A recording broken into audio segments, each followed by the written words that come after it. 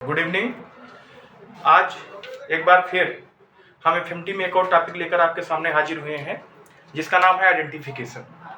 जैसा कि आप लोगों को पता है, अभी तक हम लोग एकदम सीरीज से चल रहे थे, लेकिन कुछ यूँ पता चला कि आपका कल वाइवा होने वाला है एफएमटी का, जिसमें अभी तक का जो आपको पढ़ा दिया गया उसमें जो सबसे कठिन या यूँ कहें कि जो सबसे टफ लगता है टॉपिक, उसका नाम है आइडेंटिफिकेशन। क्योंकि मैं भी आपके जब स्टैंडर्ड में था तो मुझे भी टफ लगती थी चीज़ें, तो मैं अपनी फीलिंग के आधार पे मैं ये वीडियो बना रहा हूँ। तो अगर आप आइडेंटिफिकेशन की बात करें तो आइडेंटिफिकेशन अपने आप में एक बहुत बड़ा टर्म है। आइडेंटिफिकेशन बहुत बड़ा टर्म है। आइडेंटिफिकेशन का मतलब क्या होता है, अगर हम सिंपल साधारण शब्दों में कहें, हमको इस चैप्टर में क्या देखना है, आइडेंटिफिकेशन का डिफिनीशन क्या होता है, आइडेंटिफिकेशन कितने टाइप के होते हैं, आइडेंटिफिकेशन का क्या इंपॉर्टेंस है या क्या इसका यूज है, और उसके बाद में फिर हम जानेंगे कि आइडेंटिफिकेशन में हमको क्या क्या चीज़ें बेसिकली डिपिक्ट करनी होती हैं। तो अगर आपको ये कहा जाए कि आइडेंटिफिकेशन की डिफिनीशन आप किसे कहेंगे, क्या कहेंगे कि किसको आप आइडेंटिफिकेशन कहेंगे, हम ऐसा क्या करें। तो सर, आइडेंटिफिकेशन का मतलब मन में जो आता है कि किसी चीज़ को पहचानने से है, किसी को आइडेंटिफाई करने से है। मतलब कोई अगर गायब हो गया है या कोई अगर गुमशुदा है तो उसको आप कैसे, किस बेसिस पे पहचानेंगे। जैसे गुमशुदगी की जब रिपोर्ट लिखाते हैं या आप रेलवे स्टेशन पे देखते होंगे, जब चिपकाया जाता है पर्चा, चस्पा किया जाता है, तो उस पर लिखा जाता है कि 6 फुट 2 इंच की इनकी हाइट थी, सफ़ेद कपड़ा पहन के निकले थे, गेरुआ रंग है या गेहुआ रंग है, इनकी हाइट बता दी गई, इनके फेस पे ये मोल है, अगर कुछ ऐसे स्कार या टैटू होते हैं तो बताया जाता है। तो बेटा बस सेम हमको इस चैप्टर में एकदम रिलैक्स होकर समझना है। तो सबसे पहले हम किसकी बात करते हैं, डिफिनीशन की। आइडेंटिफिकेशन की अगर हम डिफिनीशन की बात करें तो आइडेंटिफिकेशन का डिफिनीशन क्या कहता है कि determination of the individuality of a person.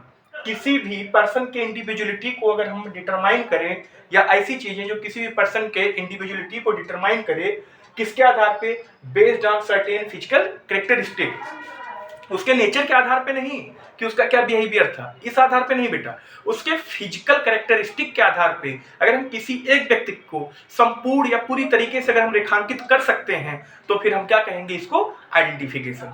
आप समझ पा रहे होंगे, अपने पास टाइम भी कम है। या आप ऐसे समझें कि जैसे मान लीजिए मैं कहूँ कि एक आदमी है जिसकी हाइट है 5 फुट 2 इंच, और उसका जो फेस है, उसके फेस पे अगर हम कहें तो कुछ नेजल या नेजल डेविएशन का केस आता है, तो आपके मन में कहीं ना कहीं से आवाज आने लगती है कि सर हाइट छोटी, नेजल डेविएशन प्रेजेंट, मतलब अखिलेश यादव की आप बात कर रहे हैं, बहुत छोटी हाइट नहीं है। माफ कीजिएगा अगर आपको कुछ ऐसा लगे तो। यानी कि सिंपल मेरा कहने का क्या मतलब है, आइडेंटिफिकेशन का साधारण शब्दों में आपका क्या अर्थ निकलेगा कि determination of the identity of an individual person on the basis of their physical character is known as identification. ठीक है सर, इतना हो गया, ठीक है। अब इसके बाद फिर हम क्या बात करते हैं, आइडेंटिफिकेशन कितने टाइप की होती हैं। सर ये आप क्या सिंपल सा क्वेश्चन पूछ रहे हैं। आइडेंटिफिकेशन 2 टाइप का होता है, या तो कंप्लीट या तो इनकम्प्लीट। कंप्लीट में क्या होगा बेटा, कंप्लीट में होगा आइडेंटिफिकेशन में कि आप पूरी तरीके से एक व्यक्ति को पहचान पाएंगे, मतलब absolute fixation of individuality of a person. Absolute मतलब आप उसको फिक्स कर देंगे एब्सोल्युटली, कि अगर हम मान लो एग्जांपल ले योगेश का, तो योगेश को मान लो अगर मैं कहना चाहूंगा तो यानी कि उसके जो सिर है उस पे बाल हमारे क्या है, थोड़े से कम है, ठीक है। उसके बाद उसकी हाइट क्या है, ना बहुत छोटी है ना बहुत बड़ी है, मतलब एक मीडियम हाइट है। उसके बाद में अगर हम बात करें तो थोड़ा सा उसके बोलने का ढंग, लेकिन बोलने का ढंग आप आइडेंटिफिकेशन में नहीं यूज कर सकते हैं। उसको चलने का ढंग या उसके हाथ का या उसके पैर पे एक जो स्कार है आप उससे पता कर सकते हैं। तो यानी कि कंप्लीटली अगर आप किसी को लोकेट कर पा रहे हैं या आइडेंटिफाई कर पा रहे हैं तो उसको क्या कहते हैं, कंप्लीट आइडेंटिफिकेशन। और अगर जैसे मान लीजिए बेटा क्या हुआ, इनकम्प्लीट का सर एग्जांपल क्या हुआ, मान लो कि कहीं किसी का एक्सीडेंट हो गया, आप उसको इनकम्प्लीटली ही क्योर, आप कैसा एश्योरेंस दे रहे हैं, इनकम्प्लीटली दे रहे हैं, मतलब आप उसके कुछ पार्ट्स का दे रहे हैं। जैसे assurance of only some fact about identity, जैसे इसका एग्जांपल क्या हो जाएगा, रेस, सेक्स या स्टेचर का, किस रेस का है, किस सेक्स का है, किस स्टेचर का है, आप ये इतना बता पा रहे हैं, लेकिन इंडिविजुअली या पूरी तरीके से नहीं बता पा रहे हैं कि ये है कौन। तो मतलब क्या हुआ, आइडेंटिफिकेशन का हमने डिफिनीशन देख लिया, आइडेंटिफिकेशन का हमने टाइप देख लिया, कंप्लीट और इनकम्प्लीट। अब सर ये हो गया।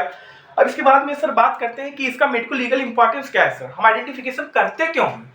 तो इसका एग्जाम्पल तो आप सब लोग, अभी इस समय कुंभ का मौसम चल रहा है, कुंभ में हुई भगदड़, अब उसमें लोग अपने अपने परिजनों को पहचान रहे हैं। अब मान लीजिए कि कोई लाश ऐसी है या कोई ऐसा व्यक्ति है कि जिसको कोई पूछने वाला नहीं है, तब फिर आप उसके आइडेंटिफिकेशन कैसे करेंगे? तो उस प्रोसीजर के लिए हम आइडेंटिफिकेशन करते हैं। अब आइए देखते हैं कि आइडेंटिफिकेशन हम किन किन केस में कर सकते हैं। सबसे पहले अगर हम बात करते हैं आइडेंटिफिकेशन के मेडिको लीगल इंपॉर्टेंस या नेसेसरी फॉर, तो एक लिविंग के लिए होगा आइडेंटिफिकेशन और एक डेड पीपल के लिए होगा। मतलब लिविंग के लिए अगर हम आइडेंटिफिकेशन करते हैं तो हम क्या देखेंगे सर, और अगर हम डेड के लिए करेंगे तो क्या देखेंगे? लिविंग पर्सन के लिए अगर हम मेडिको लीगल इंपॉर्टेंस या हम उसकी नेसेसिटी को या हम उसकी जरूरत को अगर पता करते हैं तो सबसे पहले लिविंग में हम क्यों करेंगे सर आइडेंटिफिकेशन? लिविंग में हम आइडेंटिफिकेशन इसलिए करेंगे क्योंकि हो सकता है कि कोई आदमी एक्यूज हो, किस केस में? किसी भी रेप के केस में, या मतलब एक्यूज हो क्रिमिनल या सिविल केस में। तो क्रिमिनल केस में आपके क्या क्या आते हैं बेटा?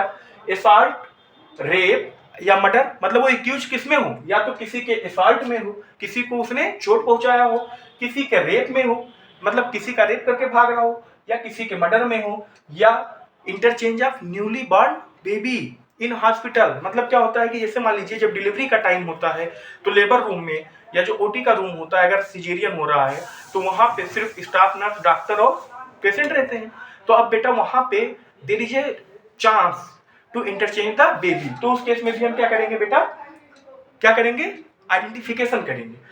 या अगर हम सिविल केस की बात करें तो सिविल केस में जैसे मैरिज के केस में, या अगर आप डीएल या ड्राइविंग लाइसेंस आप बनवाने गए हो तो लाइसेंस के केस में, इंश्योरेंस अगर क्लेम करना है लिविंग में उसके लिए, या आप डिस्प्यूटेड सेक्स के बारे में बात करें, या आप मिसिंग पर्सन कोई अगर गुमशुदा है या अगर कोई गुम गया है तो उसके लिए भी अगर आप कहीं से भी अगर उसको आइडेंटिफाई करवाते हैं तो एक इसमें आएगा identification in the type of living person. ठीक है बेटा।